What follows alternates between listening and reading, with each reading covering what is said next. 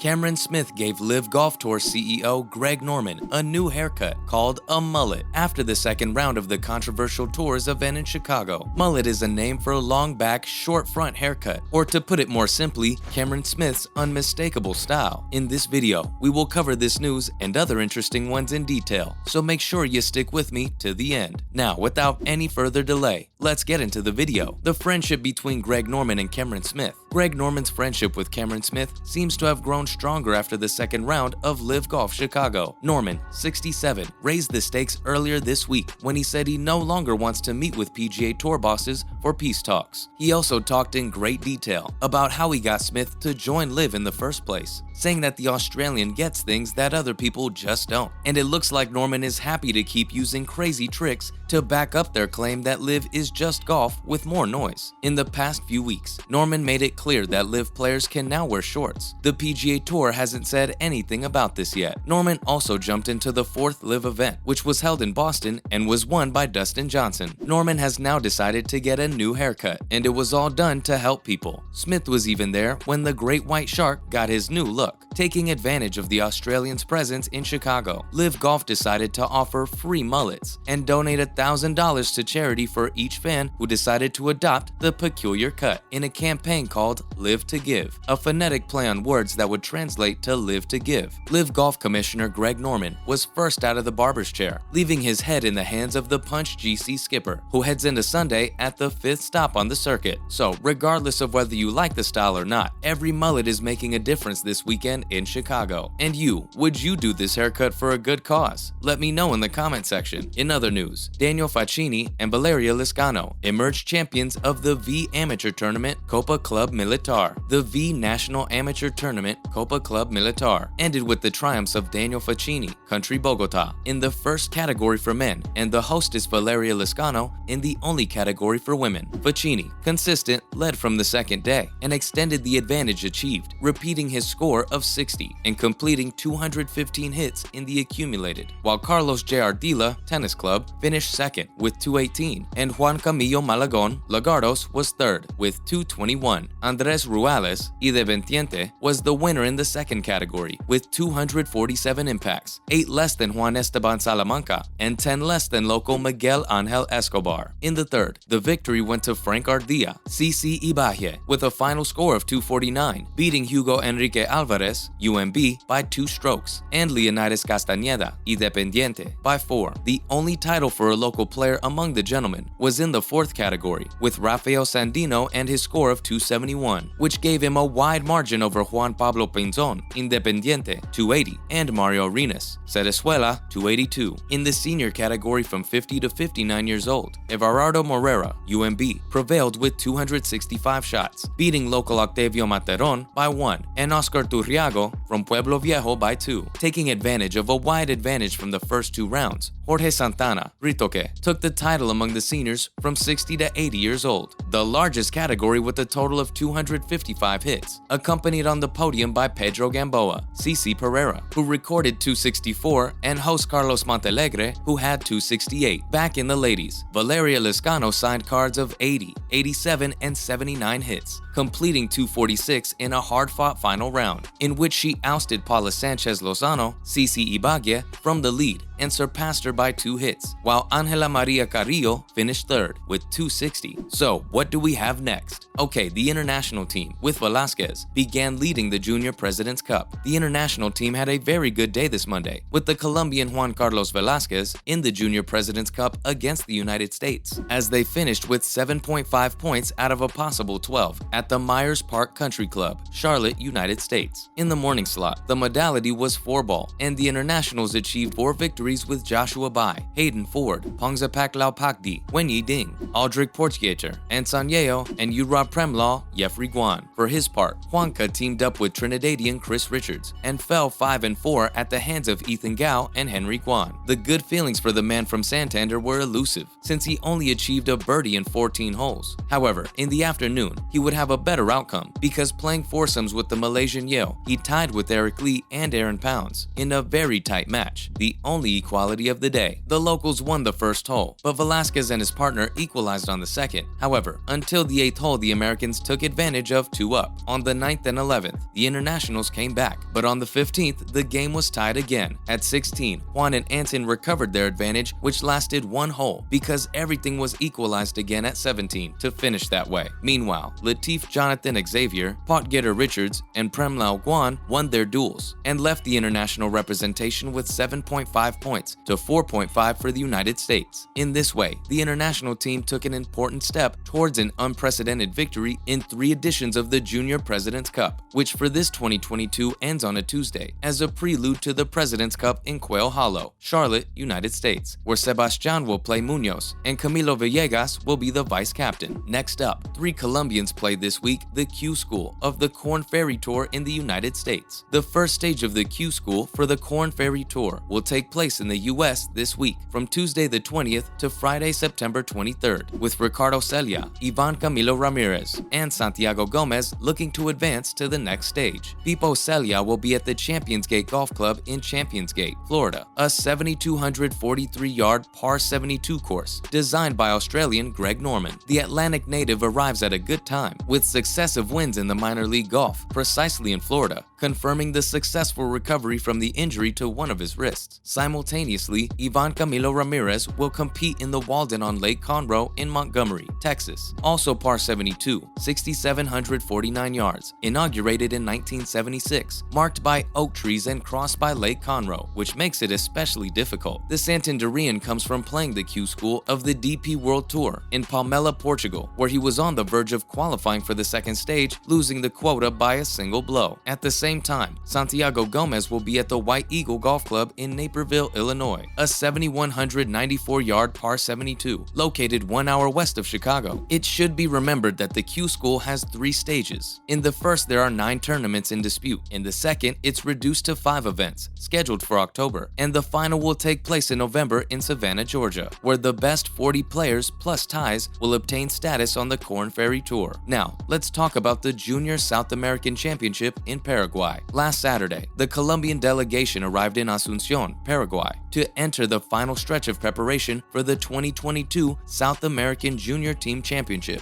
at the Paraguayan Yacht and Golf Club starting this Wednesday, with the accompaniment of the coaches Paulo Moreno and Pedro Rusi. The Colombian teams had a practice round this Monday to get to know the field, in addition to the work in the range carried out on Sunday. The ladies, Daniela Paez, Luana Valero, and Sofia Giron, and the gentlemen, Jorge Andre Paez, Tomás Restrepo, and Samuel Gonzalez, will have the opening ceremony on Tuesday to give way to the competition on Wednesday. The schedules will be communicated after the opening event. The country comes from being 6th in ladies in 2021 that was played in Quito, Ecuador, while in gentlemen a 2nd place was achieved. The 2 Paez entered the team for being the best in the national amateur ranking, junior, at the time of the election. Valero and Restrepo won the selective tournament in Lagos de Caujaral, while Giron and Gonzalez were elected to the board of directors with previous recommendation of the technical commission. It will be a tough mission for their delegation because the closest title for women in the country was in 2019 with Luz Ardilla, Maria Jose Marin, and Ana Sofia Murcia in Argentina, while the men's title was in 2017 in Ecuador with Juan Camilo Vesga, Nicolas Llanos, and Santiago Bustamante. In the record since 1987, Colombia has achieved 18 victories with the ladies and 12 with the gentlemen, so this group of 6 golfers has the weight of keeping us in the elite of the region in Paraguay this week. So that concludes today's video. If you found the video helpful, give us a thumbs up and don't forget to share the video with your friends and family. Thanks for watching and see you next time.